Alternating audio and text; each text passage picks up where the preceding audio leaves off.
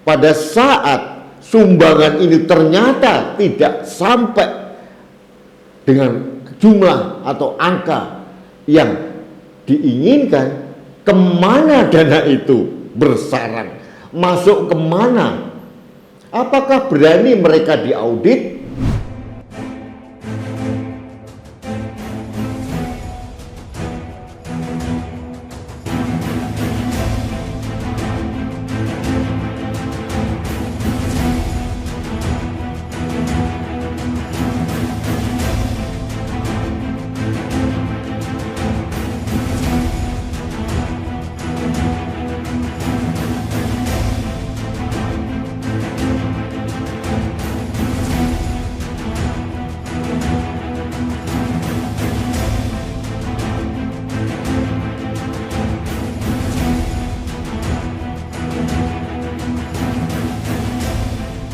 Halo sahabat Indonesia, kita bertemu lagi dalam Opini Rudy.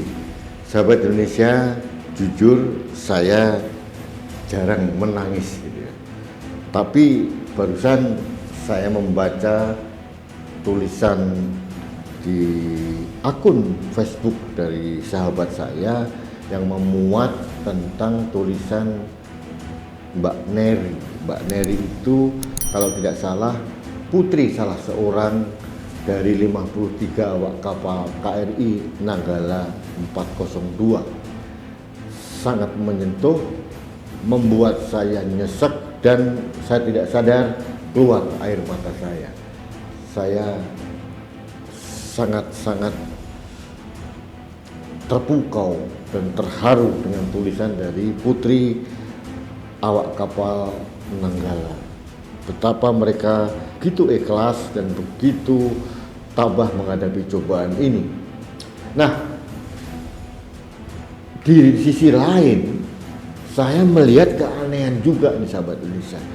Pada saat musibah tenggelamnya KRI Nanggala 402, kemarin saya mendengar ada penceramah agama yang mengatakan akan menggalang dana untuk membeli kapal selam. Saya sebut aja Abdul Somad. Dia akan menggalang dana untuk membeli kapal selam. Dan dia kerjasama dengan Masjid Jogokarian dari Yogyakarta. Masjid Jogokarian ini sama, mempunyai modus yang sama, sering berbuat seperti itu. Sekilas itu melihat, wah, betapa hebatnya Abdul Somad dan Masjid Jogokarian. Peduli dengan NKRI, peduli dengan TNI Angkatan Laut, peduli dengan Nanggala. Itu kalau sekilas kita lihat. Tapi kalau kita berpikir secara dalam, coba kita pikir, satu buah kapal selam sejenis Nanggala itu hampir sekitar 5 sampai 6 triliun rupiah, satu buah kapal sejenis yang sama. Nah, pertanyaan saya sekarang, mampukah Abdul Somad dan Masjid Jogokarian dengan tiba-tiba membuka rekening di Bank Syariah Indonesia dan bank lain mengumpulkan dana 6 triliun dari jamaahnya? Padahal mohon maaf ini, saya muslim. Sering sekali saya protes pada para pengunjung masjid pada saat hari Jumat uang receh yang dimasukkan dalam kotak amal.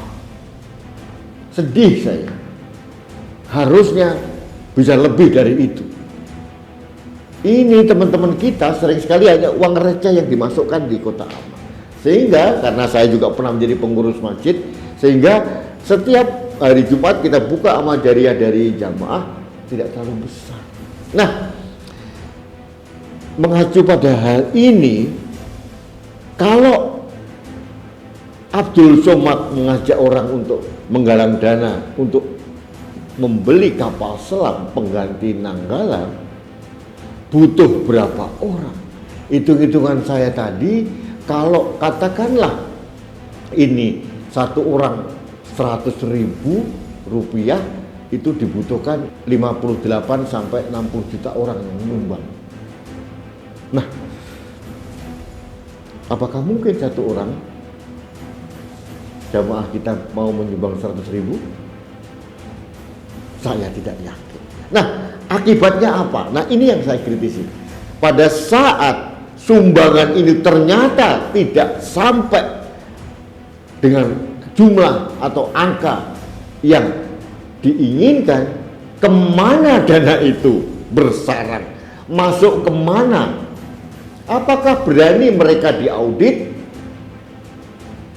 Apakah berani mereka terbuka mengatakan dananya diserahkan kemana? Mohon maaf sahabat Indonesia, jangan mengambil kesempatan di atas penderitaan kita yang sedang berduka sekarang. Saya mengecam keras orang-orang yang memanfaatkan kejadian ini untuk mengambil keuntungan. Ini benar-benar orang yang sangat-sangat jahat. Karena ada peluang akan diselewengkan dana umat ini. Mohon maaf, saya tidak suudzon atau berprasangka negatif. Tapi ini yang terjadi. Kita realistis. 6 triliun saudara-saudara. Jangan gegabah. Seorang Abdul Somad pun harus hati-hati. Ya, harus bisa menghitung terlebih dahulu dan harus mempunyai akuntabilitas bahwa dana ini benar-benar bisa diaudit kemudian dipertanggungjawabkan. Karena apa? Sangat muskil atau mustahil bisa mengumpulkan dana sebanyak itu dari umat-umat dari jamaah Masjid Jogokarya tadi. Jangan sampai orang-orang ini memanfaatkan situasi. Niat baik dari jamaah akhirnya terselewengkan oleh oknum-oknum seperti ini. Ini bahaya. Udahlah, kita berdoa saja. Serahkan pada negara untuk melakukan pengadaan kapal selam baru. Jumlahnya kita masih punya, ada Alugoro, ada Cakra. Pemerintah sedang mengalokasikan dana untuk itu. Percayakan saja. Jangan mengambil keuntungan di atas kejadian seperti ini. Memalukan, jahat sekali. Jadi, sahabat Indonesia, ini kritik saya kepada orang-orang yang memanfaatkan situasi untuk mengambil keuntungan. Karena saya yakin tidak realistis mengumpulkan uang 6 triliun dalam waktu cepat atau mungkin dalam waktu berapa tahun.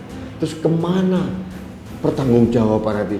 Auditnya siapa? Kalau nggak nyampe, katakanlah hanya nyampe 10 miliar gitu, terus dikemanakan dananya?